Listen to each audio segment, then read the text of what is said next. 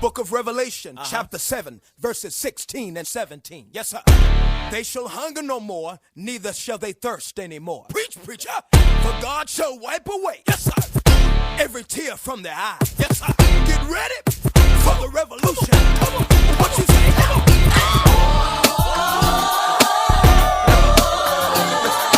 Do you want a revolution?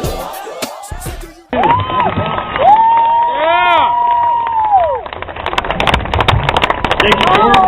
My name is Jeff Greenspan again, Campaign for Liberty. I just wanted to remind everyone before we bring up Dr. Paul that tomorrow at 8 a.m. in the morning we're having our first annual convention in the MU. So everyone's welcome to attend. It's free. If you want to join the Arizona Campaign for Liberty, it's $15. And Dr. Paul will be speaking again at 9 a.m. So please come tomorrow. Tonight we're having a fundraiser. If you'd like to come, check us out at the Campaign for Liberty booth right over here. Barry Goldwater Jr. Thank you, Jeff. Thank you for all you do. Let me just make note of the fact that Brendan O'Kelly, who's president of the student body, is here. And he's the vice president of the student body. We appreciate you being here, guys.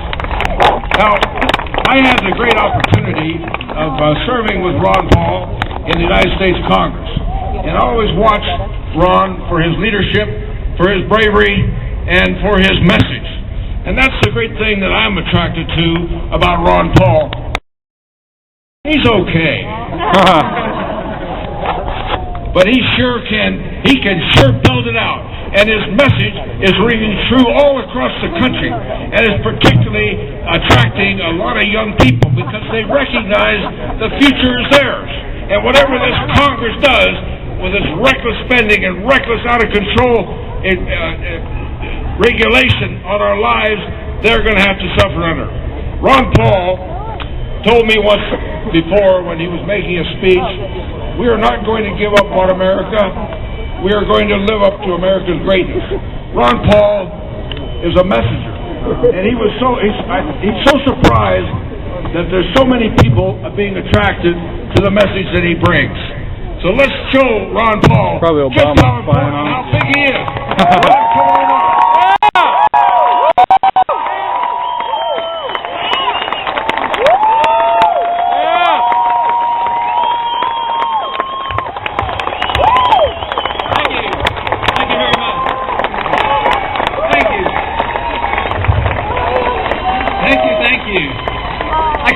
You waited.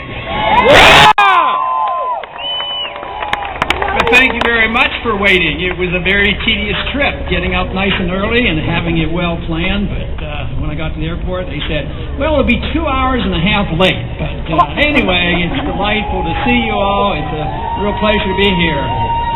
That means there must be a few revolutionaries out here in Arizona.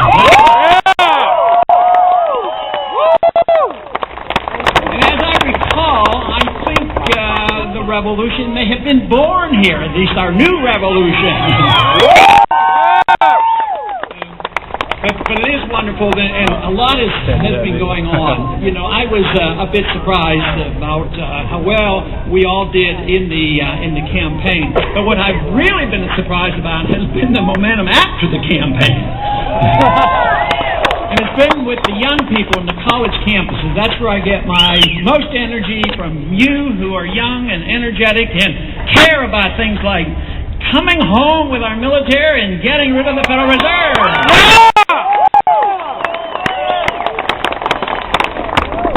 Oh, my bad, man. It's been a pretty busy week in Washington, and it was a busy day yesterday for media. Matter of fact, it seems like I get more media attention now than they give me during the campaign. And I don't know if any of you recall, but there was an occasion when Fox News Network was never on my side, nor did they have me. Always keep an open mind, because now they're very eager to get me on all the time. But I found it interesting last night. The message of liberty, I've said so often, is a very popular message. It brings people together. But last night I was on it was Glenn Beck's show, but Judge Napolitano. So Napolitano had, and so I went from what is seen as the very, very conservative station, and then I walked across the hall and got on another interview, and it was at, not exactly conservative, but Ed Schultz's show. Now, you say, why does it happen? Is this good news or bad news? Or why do you get on all those shows? It's because the message is popular and brings people together. So sure, a conservative station is going to talk to us about economic liberty, but when I got on Ed Schultz's show, he said that one night, some of you may remember, we really had a shouting match going on, and he opened the show last night. He said, we're not going to have a shouting match tonight.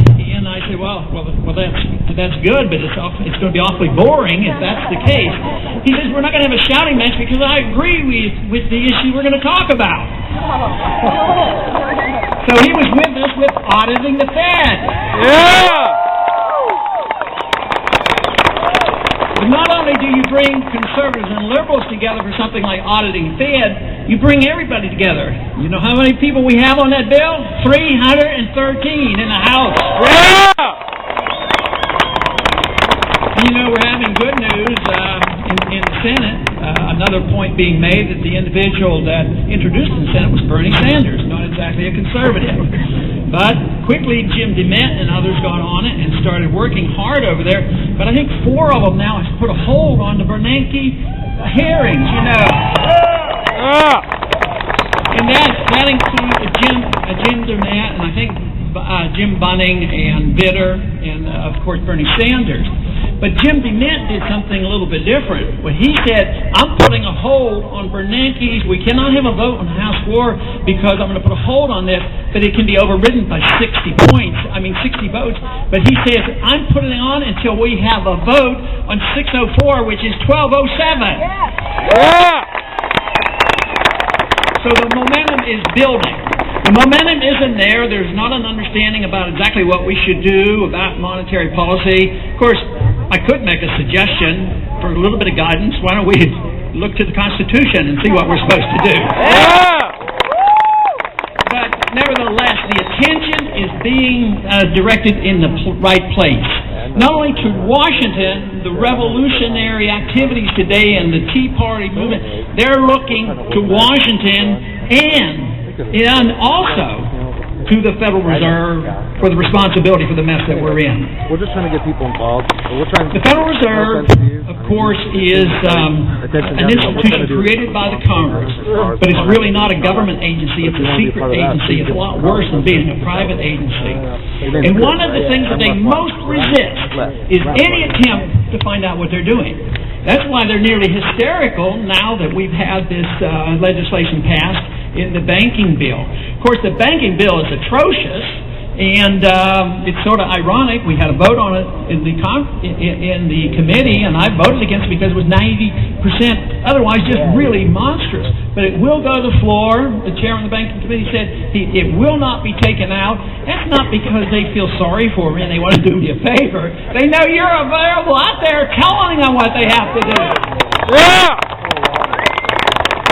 Now, I think that whole movement is demonstration that the system can and will work if the people wake up and say, we want something different, because most members of Congress like their job, they'd like to keep it, but if they think all they have to do is pursue war and welfare and deficit financing, printing press money, and violation of our liberties, and they get reelected, they're going to do it. But what we need to do is send a message and say, you're not going to be reelected unless you start thinking about voting for freedom and a sensible foreign policy and getting rid of the Fed and all the other things we believe in.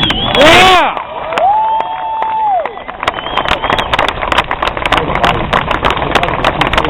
I assume Bernanke will probably be reappointed, but all that's going on is very, very good, and it will never be the same again. This is the first time in the history of the Federal Reserve hiring a lobbyist to lobby their case, and they're desperate to keep that system going forever. They even have put together some ads that are going to go into movie theaters as public service announcements that you'll end up paying for, and we to. But you know, they'll say, no, you're not paying. We're not going to tax you. We print our own money. Book of Revelation, chapter 7, verses 16 and 17. Yes, sir. They shall hunger no more, neither shall they thirst anymore. Preach, preacher. For God shall wipe away, yes, sir, every tear from their eye. Yes, sir. Get ready for the revolution. Come on.